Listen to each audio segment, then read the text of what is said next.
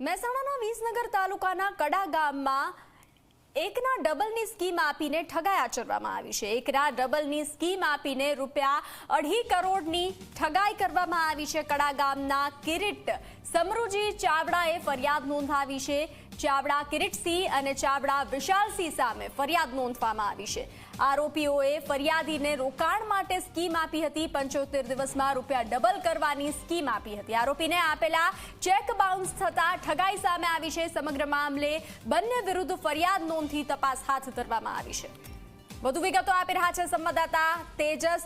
તેજસ, એકના ડબલના નામે ઠગાઈ આચરવામાં આવી છે મહેસાણાના વિસનગરમાં, શું જાણકારી?